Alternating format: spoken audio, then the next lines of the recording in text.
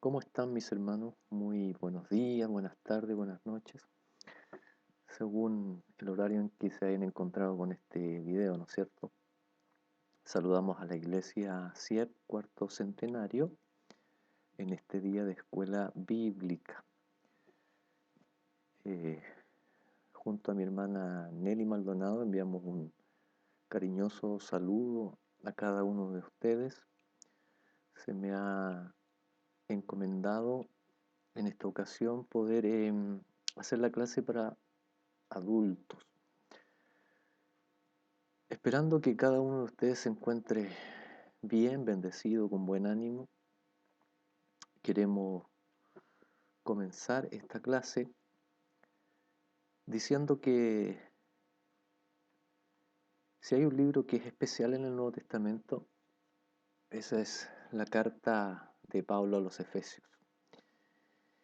Y con la ayuda del Señor vamos a estar haciendo un ciclo de enseñanzas acerca de este libro, que es tremendamente interesante, profundo, revelador,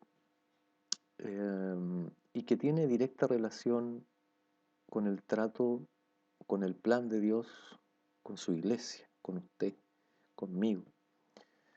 De modo que resulta especialmente interesante poder poner atención a esta seguidilla, a este ciclo, a esta eh, enseñanza sistemática del libro o de la carta, más bien dicho, de Pablo a los Efesios.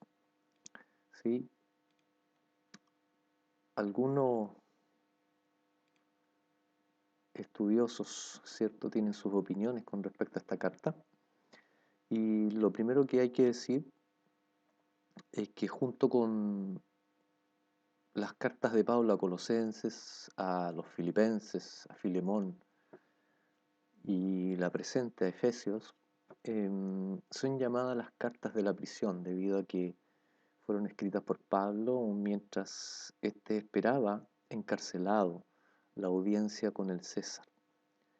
Si hemos leído el libro, ¿cierto?, de los Hechos de los Apóstoles, ahí nosotros podemos entender que finalmente Pablo llega a Roma y no sabemos si se entrevistó realmente con el César, pero en ese lugar, en Roma, Pablo finalmente encuentra su escalada a la presencia del Señor. Algunos han llamado a la epístola a los Efesios la epístola del tercer cielo de Pablo. Otros la han llamado los Alpes del Nuevo Testamento. Es la cumbre de la Concagua de los Andes, de toda la Escritura. Es la epístola de la Iglesia. Muchos expositores de la Biblia la consideran como la cumbre de las verdades bíblicas, la misma cúspide y el pináculo de la revelación de la Biblia. Efeso era un gran centro cultural y un gran centro religioso.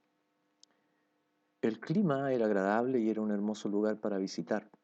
Los emperadores romanos acudían a esta zona para pasar sus vacaciones y allí es donde el Evangelio tuvo su mejor acogida. Aquí podemos ver algunas ruinas actuales de la ciudad de Efeso. ¿Sí? Se nota que era una ciudad con construcciones hermosas, avanzadas. Algunas calles eran de mármol. Ahí tenemos nosotros esta especie de estadio, ¿no es cierto?, donde se reunían principalmente con un motivo religioso.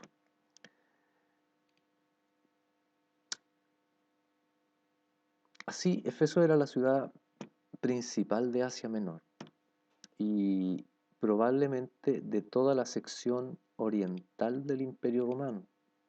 Ahí le podemos ver en este mapa. Si usted se fija, ahí está Italia, España, está Galacia, está el Mar Negro, Macedonia, ¿cierto? Está Chipre. Esos nombres a nosotros nos suenan porque están sobre todo expresadas en, el- en los Hechos de los Apóstoles, ¿cierto? Ahí está Creta, Alejandría, ya es lugares históricos. Y en medio estaba Efeso, era un lugar muy importante, céntrico, ¿sí? Era una ciudad tan importante que solo era superada por Roma. Podríamos decir que es la segunda más importante ahí del Asia Menor. Había sido fundada en el año 2000 a.C. por los hititas. Fue lo que llamaríamos una ciudad oriental, asiática, hasta el año 1000 a.C., cuando entraron los griegos. Allí uno podía ver la mezcla de culturas también, del este y del oeste. Por un periodo largo de 2500 años, Efeso fue una de las ciudades más grandes del mundo. Tenía un puerto que hoy ya no existe. Se encuentra actualmente obstruido por sedimentos y el mar se encuentra a varios kilómetros. Cuando Pablo fue a esa ciudad, al entrar al puerto y desembarcar, se encontró con una calle muy hermosa de mármol blanco. Era una calle muy ancha y el mármol para su construcción había sido traído de las canteras del monte Prión. El templo de Diana en Efeso, aquí podemos ver algunas imágenes de ella, era una de las 7 maravillas del mundo antiguo. Fue el mayor templo griego jamás construido, 4 veces más grande que el Pantenón, pero muy similar a él. Fue construido en un pantano sobre un fundamento artificial de pieles y carbón vegetal, de manera que no era afectado por terremotos. El arte y la riqueza de los ciudadanos de Efeso contribuyeron a su embellecimiento. Tenía 127 hermosas columnas, algunas de ellas artísticamente talladas y pintadas. El templo también guardaba grandes obras de arte, como por ejemplo un cuadro que representaba a Alejandro Magno arrojando un rayo. Y dentro de este hermoso templo se encontraba el ídolo de Diana. No era la hermosa Diana de la mitología griega, es distinto. No era la diosa de la luna, era la concepción, era una idea oriental de la diosa de la fertilidad. Un ídolo de madera vulgar con muchos pechos. Aquí nosotros podemos ver la imagen. Una cosa que sobrepasaba la razón, ¿cierto? A la sombra de este templo tenían lugar todo tipo de prácticas inmorales, ¿sí? Habían sacerdotisas y sacerdotes de distintos sexos y se ofrecían ahí los servicios que usted ya entiende. Además, había un, un floreciente emprendimiento, por decirle de alguna manera, de santuarios y templecillos de plata, que todos los visitantes llevaban como recuerdo. ¿Sí? Se había desarrollado un floreciente comercio que proporcionaba grandes ganancias a los fabricantes. Así que esa fue la ciudad a la cual Pablo llegó.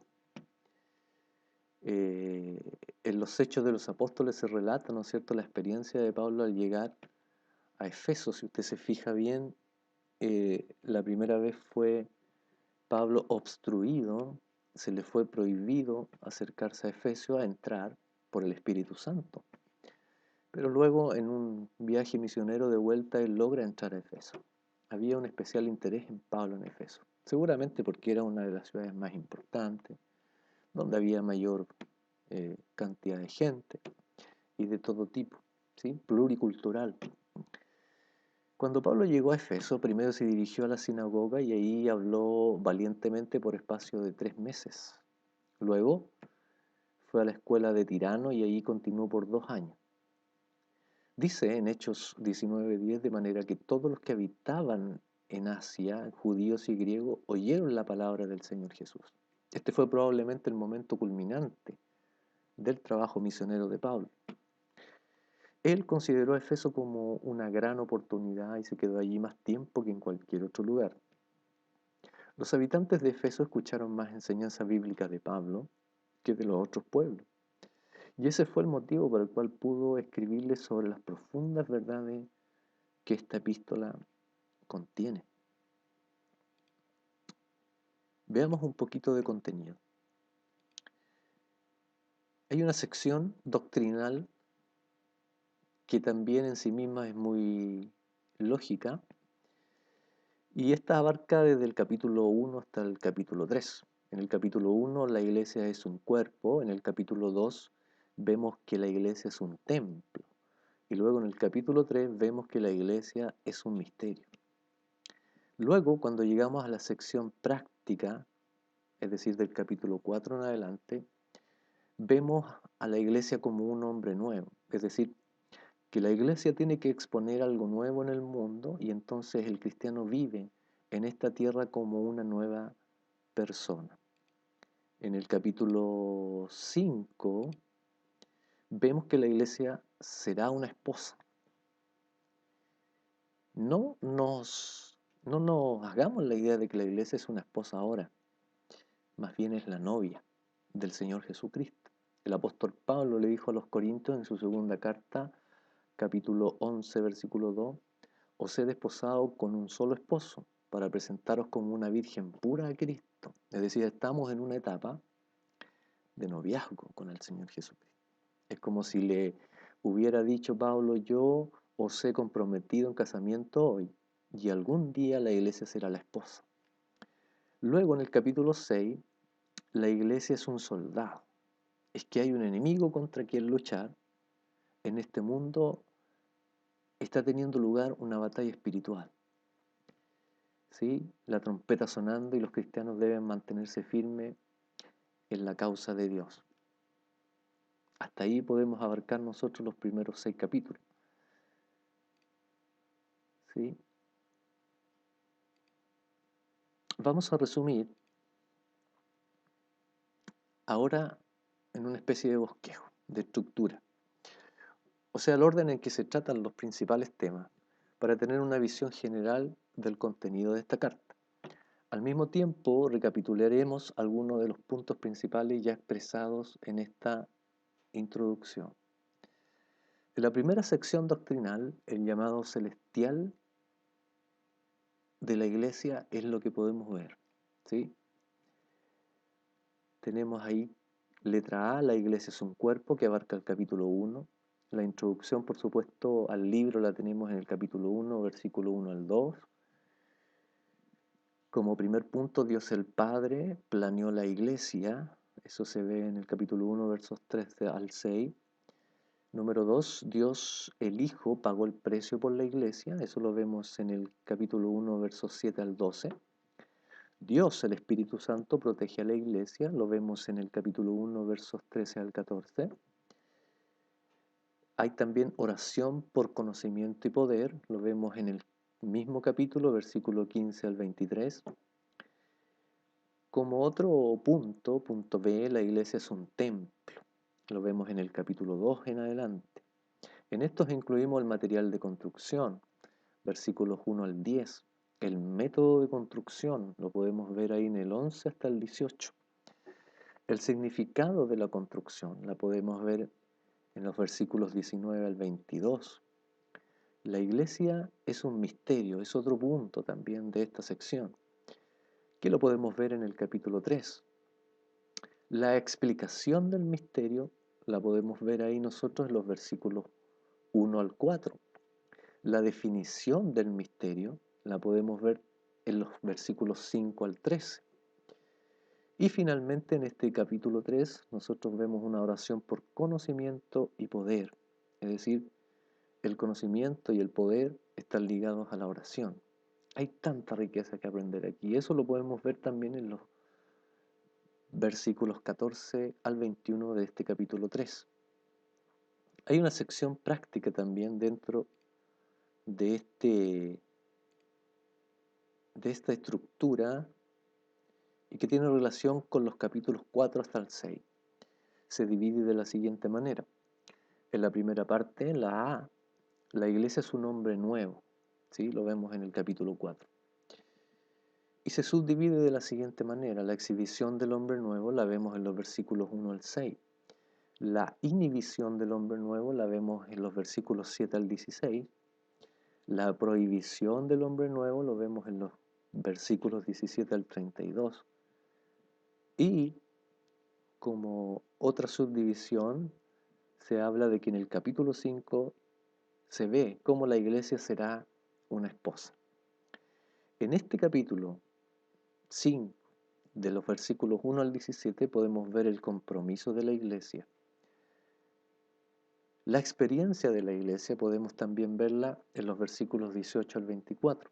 La expectativa de la iglesia, lo que espera, también podemos ver del 25 al 33 del capítulo 5.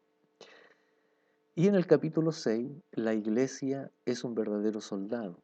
¿Sí? Cuando hablamos de iglesia, por supuesto, hablamos de sus miembros, de usted, de mí, de los que la componen, no del templo físico, ¿cierto? Eso lo tenemos claro. La iglesia es aquellos que han creído en Jesucristo, ¿sí? Las personas.